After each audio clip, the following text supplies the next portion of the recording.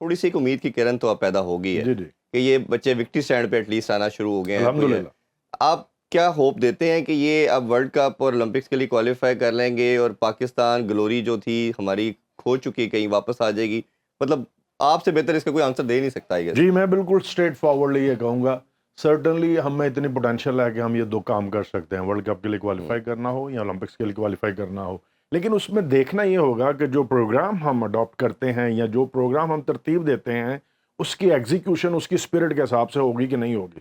میں بڑی ایمانداری کی بات کر رہا ہوں.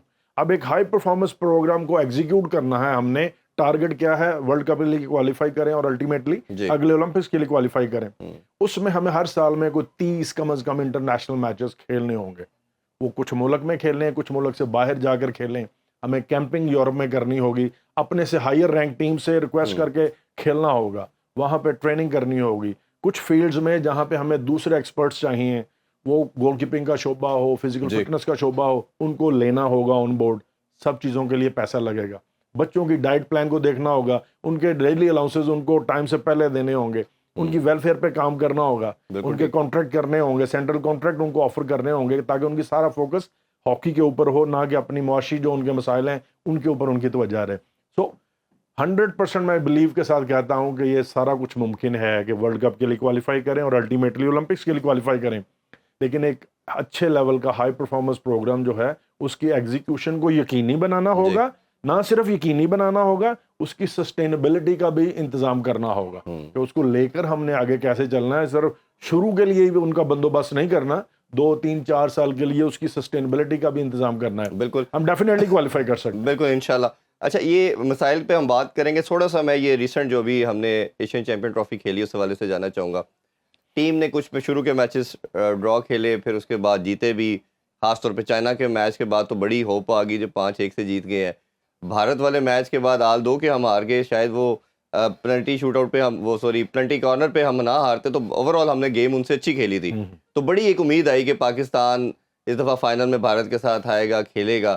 اب ہمیں ایز اے ویور جو لگتا ہے وہ کہیں نہ کہیں لگتا ہے کہ ہم 2 چیزوں میں لیگ کر رہے ہیں. ایک تو پوری نیشن نے دیکھا کہ جب بھی ہمارا مقابلہ پینلٹی شوٹ آؤٹ پہ آتا ہے تو ہم اس میں کلیپس کر جاتے ہیں، چاہے کوئی بھی اپوزیشن ہو. چاہے اذلان صاحب کا فائنل ہم نے دیکھا کہ جاپان سے ہم ہار گئے اور ادھر ہم چائنا سے ہار گئے. دوسرا ہمیں گول کیپر کی بھی بڑی پرابلم نظر آتی ہیں. کچھ ٹیکنیکلی اگر میں بات کروں تو جیسے عمران بٹ بھی گول کیپر تھے، وہ کہہ رہے تھے کہ وہ گول کیپر سروائیول نہیں کرتا جو پیچھے کو گر جاتا ہے.